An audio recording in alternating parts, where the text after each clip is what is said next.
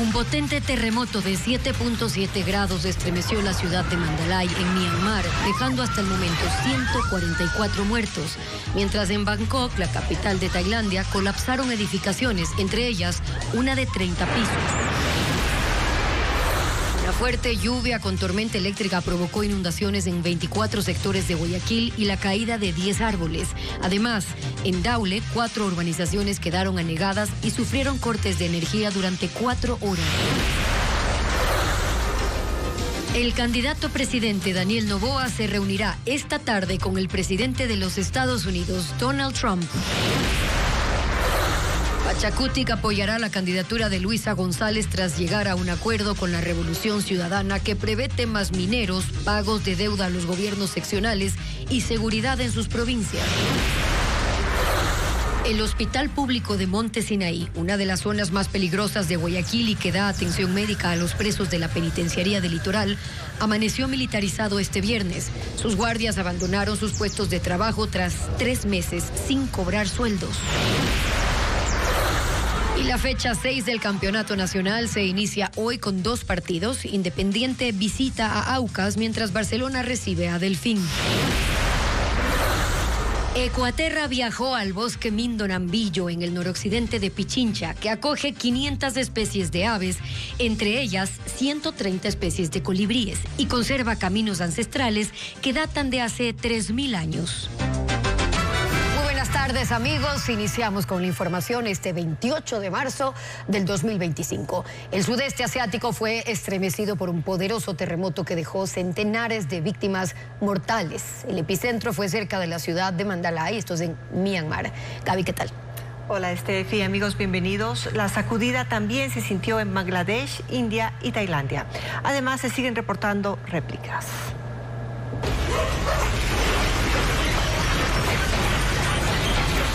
El terremoto ocurrió al mediodía, hora local de Myanmar.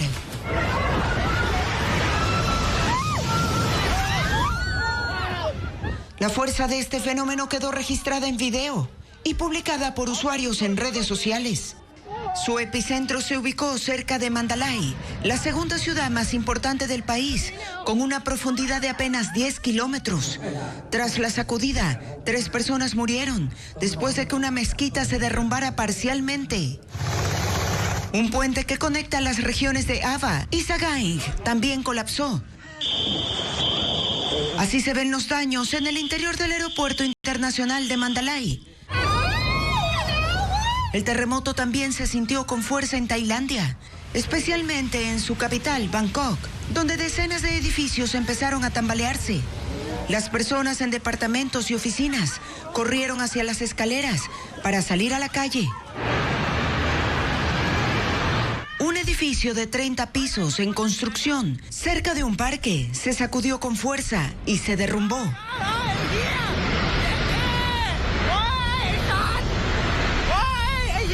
Al momento se confirma que una persona murió en este incidente y otras 43 quedaron atrapadas. En uno de los videos publicados en redes sociales se puede ver a un sobreviviente atrapado entre los escombros pidiendo ayuda. En otro edificio, el agua de una piscina ubicada en la terraza se derramó y cayó sobre la calle, empapando a los transeúntes. En el metro de Bangkok podía verse el tren balanceándose sobre las vías, mientras que decenas de pacientes de distintos hospitales fueron evacuados. El primer ministro de Tailandia ha declarado estado de emergencia para Bangkok a fin de destinar recursos económicos y equipos de salvamento para atender los daños y a las víctimas. Hasta este momento, en toda la región afectada, se reportan 144 muertos.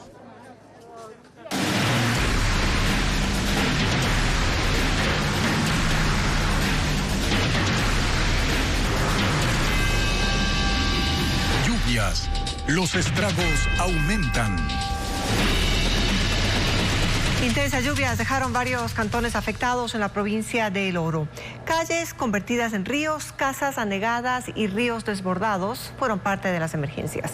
Fabricio Lapo nos informa. La tormenta de anoche dejó estragos en 4 cantones de El Oro. En Pasaje, 2 horas de lluvia intensa transformaron las calles del centro en lagunas. En la zona de la Plaza San Antonio, el agua alcanzó 50 centímetros. Varios vehículos quedaron atrapados. En los locales comerciales, los dueños intentaban desalojar el agua con escobas y baldes, pero muchos productos resultaron dañados. 15 bomberos ayudaron con bombas de succión en los barrios Paquilla Bajo, San Vicente y 13 de Mayo. Según la Secretaría de Gestión de Riesgos, 224 personas y 56 viviendas resultaron afectadas en este cantón. En Santa Rosa, el municipio activó la alerta naranja tras el desbordamiento del río. La fuerza del caudal arrastró piedras y troncos y debido a la turbiedad se suspendió el servicio de agua potable para los 80,000 habitantes de la localidad. Para evacuar el agua acumulada se activaron 8 estaciones de bombeo en los sectores 15 de octubre, 29 de noviembre y Nuevo Santa Rosa. Además, 10 obreros trabajaron con una retroexcavadora y 2 volquetas para remover sedimentos en el caudal del río que atraviesa el centro del cantón. En Arenillas se registró otra alerta por el desbordamiento de la quebrada La Palma a la entrada de la ciudad. La vía panamericana quedó anegada y el tránsito estuvo restringido durante 5 horas. En Machala bastó 1 hora de lluvia para inundar 25 barrios. Muchos habitantes que salían temprano hacia sus trabajos debieron avanzar con el agua hasta las rodillas. El reporte preliminar indica 75 viviendas afectadas.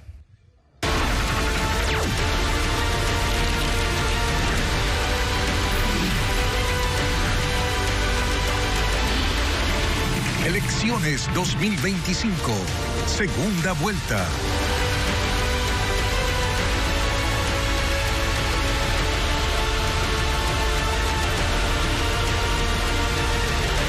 El presidente Daniel Noboa se reunirá con Donald Trump. El mandatario ecuatoriano viajará esta tarde al país norteamericano y entre los puntos a tratar con Trump estará el tema migratorio y la cooperación en seguridad. Carla Delgado con los detalles. Hoy viaja el presidente Daniel Noboa a Estados Unidos para reunirse con Donald Trump.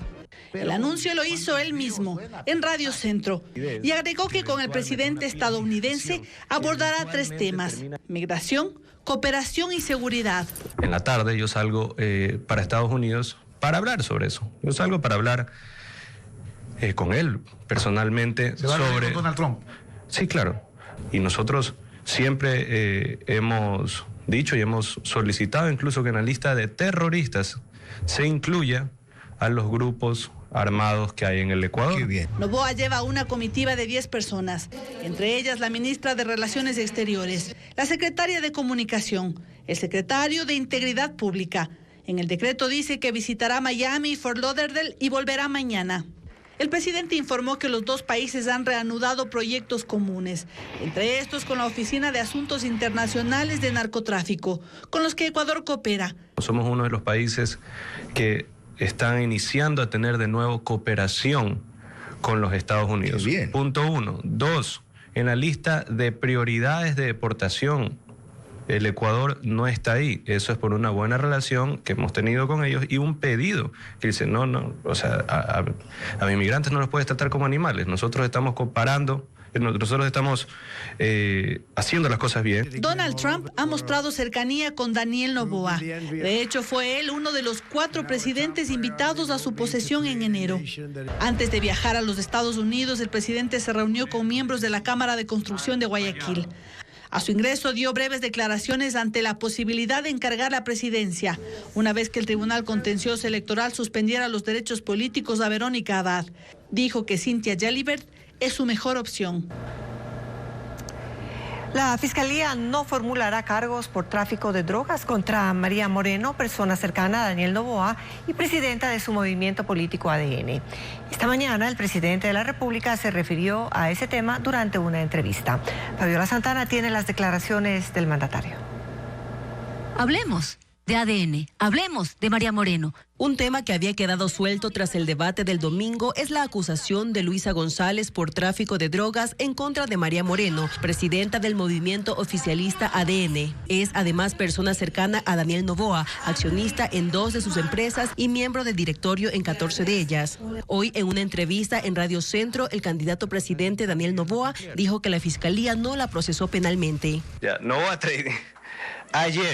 Ayer ya se formuló cargos a las personas que, después de una investigación, se determinó como real involucrado en este delito de contaminación, y María Beatriz Moreno o cualquier otro funcionario de Novoa Trading, así mismo como de empresas relacionadas, están exentos de cualquier cargo y no fueron formulados, o sea, son inocentes. En el sistema de la función judicial aparece que ayer la Fiscalía pidió la fecha para formular cargos solo a uno de los 5 investigados en ese caso, Ángel Alvario Mariscal.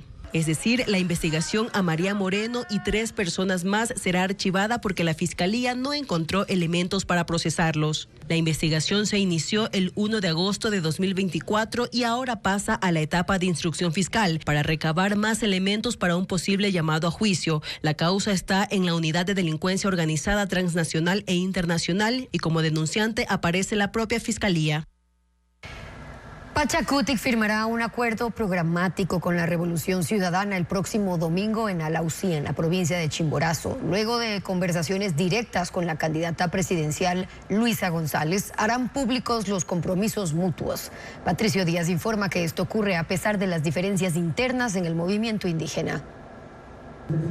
Pachacutic llegó a un acuerdo con la Revolución Ciudadana y lo firmarán el próximo domingo en Chimborazo. La dirigencia del movimiento político realizó una convocatoria a sus coordinaciones provinciales, organizaciones sociales y pueblos indígenas para que lleguen a la parroquia de Tixán, a casi 2 horas de Riobamba. Está previsto que al evento asista la candidata del correísmo Luisa González. Frente al avance de una derecha violenta y antidemocrática, es momento de dejar diferencias de lado y actuar juntos, dice la invitación. Entre los temas que incluirá este acuerdo programático están la inversión en seguridad, los planes de desarrollo para provincias y regiones, el manejo del tema minero, el pago de deudas a los GATS. No se menciona un cogobierno, pero no descartan que pueda ser analizado luego de la elección. Aunque Pachacutic es el brazo político del movimiento indígena, esta decisión se toma a pesar de que las regionales de pueblos y nacionalidades tomaron otras posiciones. Ecuarunari prefirió no apoyar a ninguno. La Confeniae del Oriente a Daniel Noboa. Y la CONAICE de la Costa está dividida entre las 2 candidaturas. La CONAIE, que reúne a todas, no pudo tomar tampoco una decisión. Y su dirigencia acudió a otras organizaciones sociales para anunciar su respaldo a la candidatura de la Revolución Ciudadana. Incluso en Chimborazo, donde se realizará el evento, la organización indígena de la provincia anunció que no apoyará a Luisa González. Para el domingo, las coordinaciones de Pachacutic fueron llamadas a llevar delegaciones de al menos un bus. Vamos a la pausa y más adelante. Las autopsias de los 4 menores de las Malvinas asesinados revelan que los cráneos tenían orificios de bala y los cuerpos golpes. Ya regresamos. Incrementar la seguridad y protección de la frontera norte para bloquear el paso de la droga es una de las propuestas de los candidatos presidenciales para luchar contra el narcotráfico. Las Fuerzas Armadas y Policía tienen un plan integral con proyectos de inversión por $5.000 millones. Paul Romero con el informe. En el debate presidencial de segunda vuelta, la candidata Luisa González propuso combatir al crimen organizado con el incremento del control en fronteras, puertos, aeropuertos e inversión estatal para recuperar la capacidad operativa militar y policial. Pero no dijo nada del financiamiento. El plan y la estrategia para blindar las fronteras contra el narcotráfico, causante del 85% de la violencia criminal en el Ecuador, según informes oficiales, fue aprobado en 2023 por los Ministerios de Defensa y del Interior. La inversión es de $5.159 millones, 3.135 para Fuerzas Armadas y 2.024 para la Policía. Son más de 250 proyectos para la adquisición de plataformas tecnológicas, comunicación satelital, ciberdefensa, inteligencia, infraestructura, aeronaves, radares, buques, lanchas, armamento y munición. La prioridad de la estrategia apunta a la protección de los 735 kilómetros de frontera con Colombia, por donde ingresa la cocaína para la distribución mundial.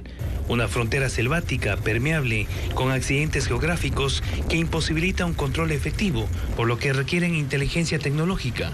Los montos previstos en el plan son: para mando y control 225 millones, vigilancia, inteligencia, reconocimiento 289 millones, maniobras operativas 1.300 millones, supervivencia y protección 50 millones, despliegue y movilidad 724 millones, sostenimiento logístico 395 millones, ciberdefensa 51 millones, capacitación 21 millones. El total para los militares es de 3.135 millones para la primera línea en frontera. El plan incluye el control y monitoreo de los 1.529 kilómetros con Perú y 640 de la costa del Pacífico. La estrategia está planificada para la implementación del plan en 4 fases durante 4 años. De ese monto, entre 2023 y 2024, el Estado ha destinado para inversión en la fuerza pública menos de 400 millones de dólares. El gobierno de Daniel Noboa, ante la falta de recursos para enfrentar la inseguridad, subió 3 puntos al IVA y gestiona cooperación internacional para mejorar la capacidad operativa de la fuerza pública. En la siguiente entrega, Televistazo detallará el monto destinado a la Policía Nacional dentro de este plan de seguridad suscrito entre los Ministerios de Defensa y del Interior en el gobierno de Guillermo Lasso. La póliza de responsabilidad civil de Petroecuador no cubre siniestros ocasionados por sabotaje, que según la ministra Inés Manzano es la causa de la rotura del oleoducto. La estatal ha sostenido que el derrame fue por un deslizamiento de tierra. Francisco Arce sigue este tema. Petroecuador tiene 2 pólizas contratadas con Latina Seguros para cubrir siniestros. La primera es de todo riesgo. Cubre toda la infraestructura petrolera por $10.500 millones, incluyendo 20 millones exclusivamente por roturas del oleoducto, como la ocurrida el 13 de marzo en Quinindé. La segunda póliza es de responsabilidad civil por hasta $100 millones. Permite compensar a terceros por daños ambientales, pero no cubre en caso de que sean causados por sabotaje. La ministra de Energía, Inés Manzano, dijo el 19 de marzo que la causa de la rotura del oleoducto es un sabotaje y que así consta en un informe del Centro de Inteligencia Estratégica que fue enviado ese mismo día a la gerencia de Petroecuador. Pero al día siguiente, el gerente de la petrolera, Roberto Concha, evitó referirse a esa causa y sostuvo que la rotura del oleoducto fue por un deslizamiento de tierra que expuso la tubería y la desplazó hasta que se rompió. Hasta este viernes, Petroecuador levantaba los informes técnicos en los que deberá establecer la causa de la rotura y que será la base para hacer los reclamos a la aseguradora. No se conoce el contenido de esos informes, pero si incluye el sabotaje, impedirán el uso de la póliza de responsabilidad civil. Esa póliza establece que el pago a terceros lo hará Latina Seguros para impulsar acuerdos con los afectados y evitar posibles demandas, y que, dependiendo del caso, autorizará a Petroecuador compensar a terceros que hayan presentado reclamos legalmente justificados. A Petroecuador le queda la póliza de todo riesgo para compensar los gastos de la reparación del oleoducto y la remediación ambiental. Esa póliza sí cubre siniestros causados por sabotajes, pero no contempla las indemnizaciones a terceros.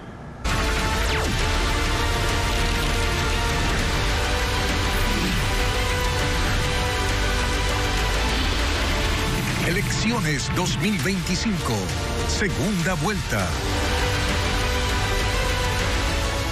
Los candidatos a la presidencia informan de sus actividades a través de las redes sociales.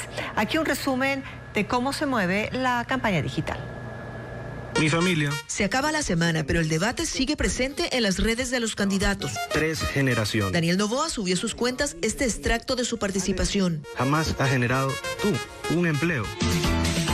Mientras que Luisa González se burlaba en sus propias redes de la participación de su contrincante durante el debate. La candidata de la Revolución Ciudadana suele publicar todas sus actividades, reuniones y recorridos.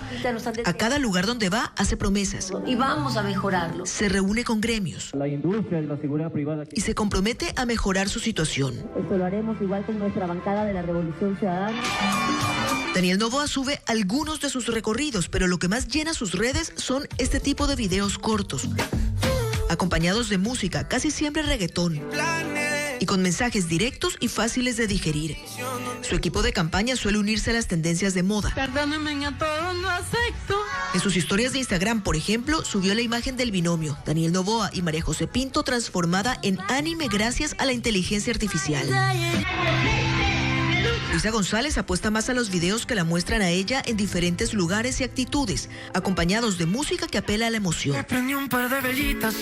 Ella manejando un tractor al ritmo de Dave Bolaños, por ejemplo, o un collage de imágenes mientras de fondo suena la canción que Carlos Vives hizo a los ciclistas colombianos. Y conozco su alma.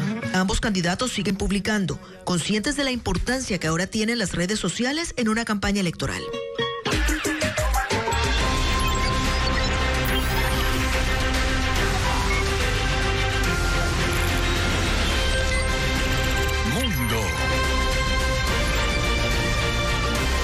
El presidente ruso Vladimir Putin busca librarse del mandatario de Ucrania Volodymyr Zelensky para negociar la paz, pero con un gobierno de transición. Putin no reconoce a Zelensky porque dice que hace tiempo debió convocar a elecciones y ahora espera que su propuesta sea respaldada por Estados Unidos y la ONU.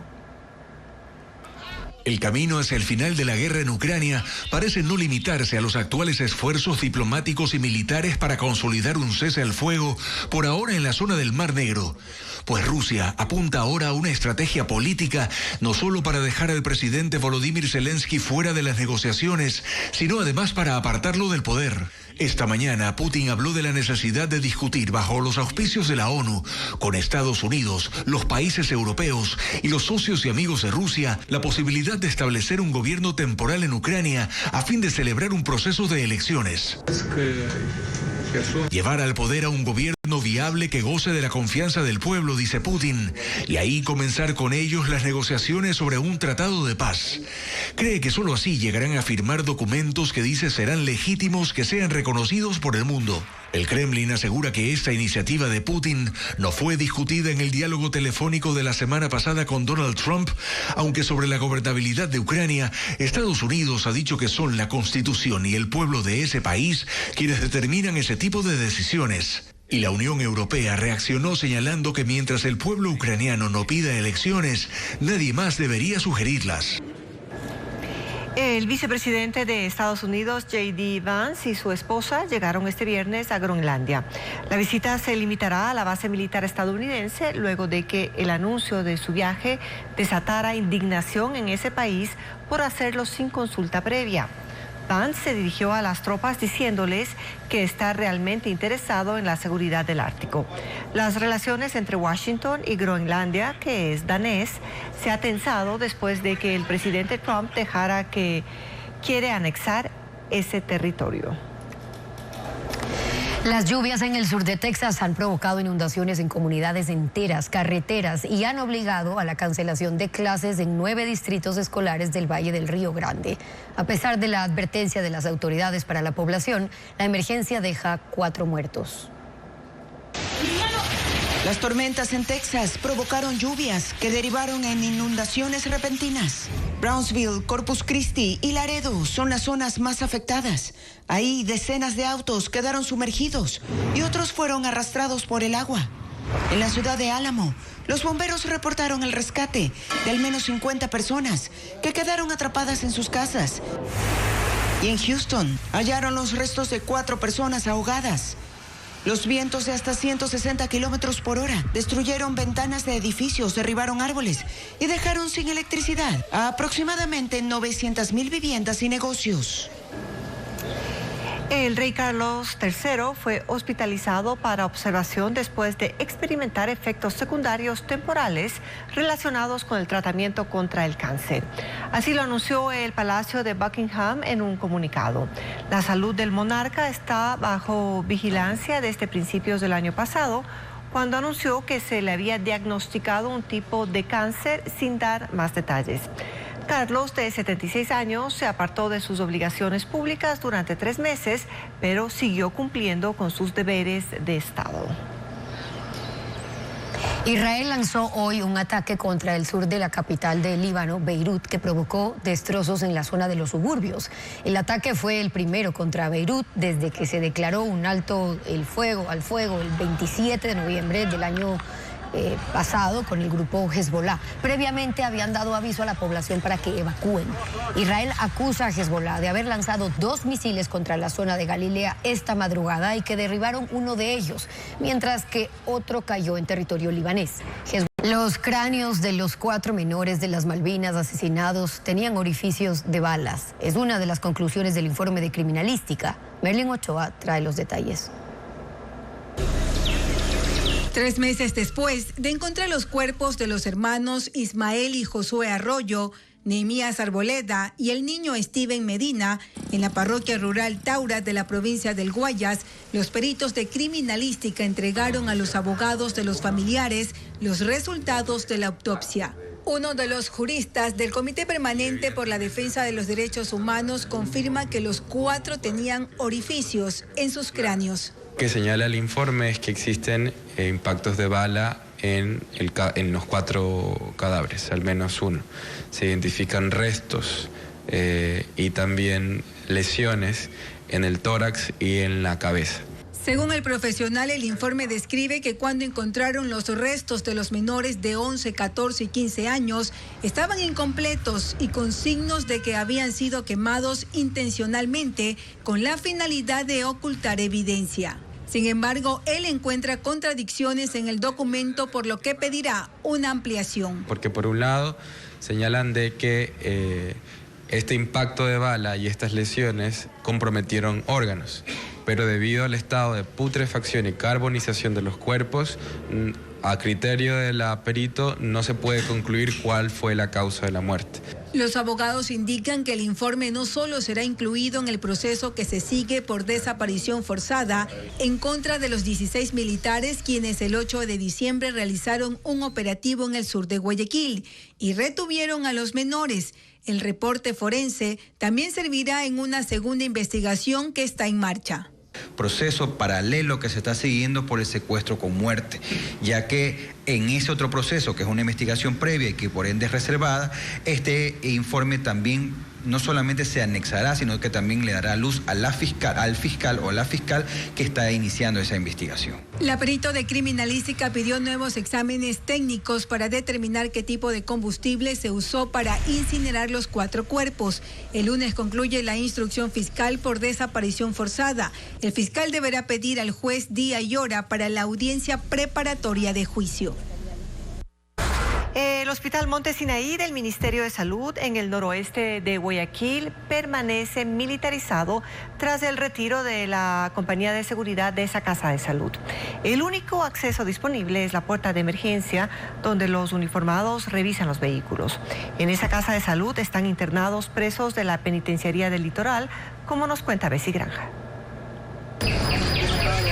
Desde la noche de este jueves, militares custodian el Hospital Monte Sinaí del Ministerio de Salud, ubicado en el noroeste de Guayaquil. Durante un recorrido, Televistazo constató que el personal de Fuerzas Armadas se ubicó en el acceso al área de emergencia, donde revisan cada vehículo y constatan la identidad de los conductores. La medida se adoptó un día después de que 85 guardias de seguridad se retiraron de esa casa de salud por falta de pago, como lo confirma una de las agentes afectadas. No nos ha pagado mes y medio. Arriesgamos nuestra vida. Nosotros trabajamos, hay PPLs, gente que a veces es grosera, nos quiere amedrantar a nosotros. La puerta de consulta externa permanece cerrada y sin personal en el interior. Algunos usuarios que tenían una cita médica programada desconocían que debían ingresar únicamente por la emergencia. O sea, la verdad es que recién me dieron una transferencia después de 6 meses de espera, así que me sorprendió esto. Los médicos denunciaron este jueves que como medida de protección ante la ausencia de dicho personal, cerraron de esta forma las puertas de algunas áreas. Lo hicieron por el temor de un ataque armado debido a que en esa casa de salud permanecen hospitalizados aproximadamente 5 presos de la Penitenciaría del Litoral. Las autoridades activaron el Código Plata para fortalecer el resguardo.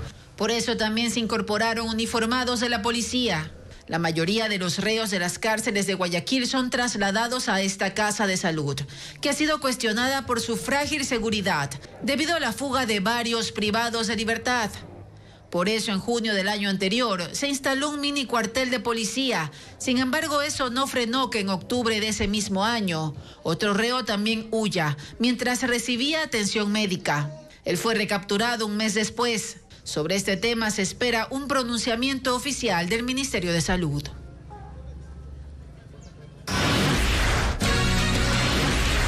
Al volver, Ecuaterra visitó el bosque Mindo Nambillo en Pichincha, un área protegida con cascadas impresionantes y senderos milenarios. Este fin de semana la costa continental y región insular registrarán olas con alturas de entre 1,40 y 1,10 metros. Además, el INOCAR informó que se presentará un máximo de aguaje del 29 de marzo al 1 de abril. Las provincias en alerta son Esmeraldas, Manabí, Santa Elena, Guayas, El Oro y Galápagos. Se recomienda tener precaución al realizar actividades en el mar mientras persista el estado de mar muy agitado. La parroquia de Mindo en el noroccidente de Pichincha guarda consigo áreas protegidas que se destacan por su biodiversidad. Ecuaterra visitó el Mindo Nambillo, un bosque cuyos místicos senderos tienen alrededor de 3.000 años. Esta selva es un vasto tapiz de vegetación que está rodeado de cascadas, ríos, como lo informa ahora Carla Delgado.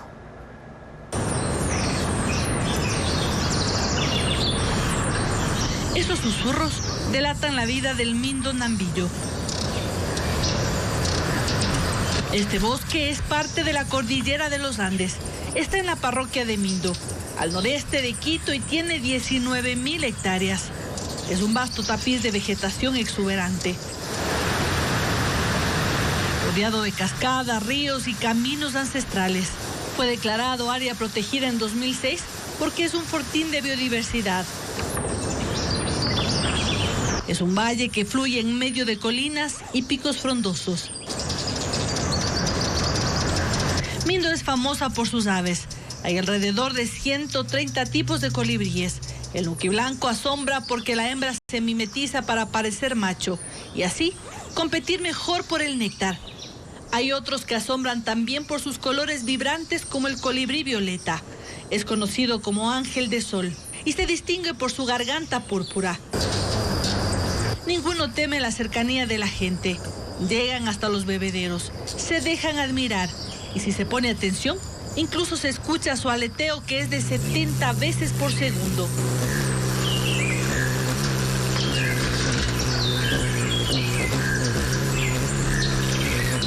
En Mindo hay unas 500 especies de aves y se ha convertido en uno de los mejores puntos de observación de América del Sur. Hemos logrado registrar mucho más que en cualquier otra parte del mundo. Alrededor de 16 de 18.000 individuos en estos conteos. Brasil, lo que es Colombia, Perú, que son países mucho más grandes que los nuestros, están registrando alrededor de 3.800, 4.000 individuos más o menos. Hay otras aves. Las más grandes se perchan muy cerca de las copas de los árboles, como este tucán del Chocó andino, que fue nominado como ave emblemática de la zona, que parece llevar el arco iris a cuestas. La zona guarda otras especies de las que no hay registro específico, pero se sabe de su presencia. Hay pumas, osos de anteojos, venados. Las más fáciles de observar son las guatusas, roedores nativos de los bosques subtropicales, de tamaño mediano. Tiene un cuerpo esbelto, patas largas y orejas pequeñas. Su pelaje es marrón, permitiéndole camuflarse en la vegetación.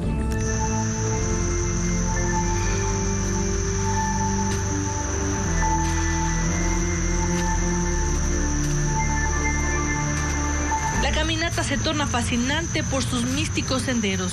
Son caminos ancestrales conocidos como culuncos. Son de la época prehispánica. Tienen alrededor de 3.000 años y fueron usados para intercambiar y comercializar productos entre la costa y la sierra. Lucen como zanjas de dimensiones variables, desgastadas por la erosión y el tránsito, y tienen gran importancia histórica, porque muestran cómo las sociedades antiguas se orientaban según la astronomía para abastecerse de productos. En un día de suerte se pueden ver hasta 3 tipos de reptiles, como este camaleón sudamericano que persigue insectos. El macho, curiosamente, despliega su papada y cambia de color para atraer a las hembras. Este anolis verde que se creía extinto tiene almohadillas adhesivas que le permiten estar en cualquier parte de la vegetación. Dentropis es una serpiente que se alimenta principalmente de ranas y que es imposible ver en la hojarasca sin la ayuda de los guías.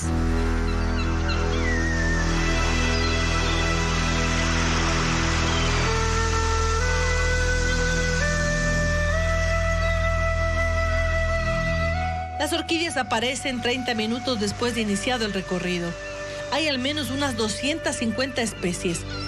Desde esta diminuta, Escapocepalum, que mide 3 centímetros, hasta esta, la orquídea de pantano, cuya belleza es seductora.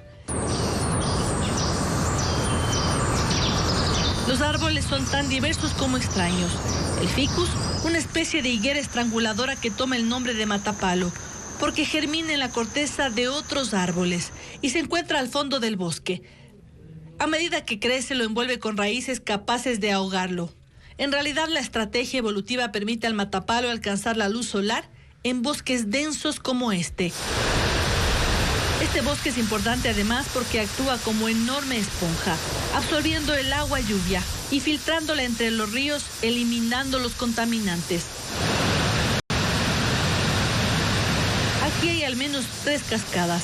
Una de las más grandes es La Roca, cuyo chorro cae 60 metros en el río Nambillo, que pasa por la zona de amortiguamiento y lo convierte en un gran refugio de vida que la comunidad de Mindo protege.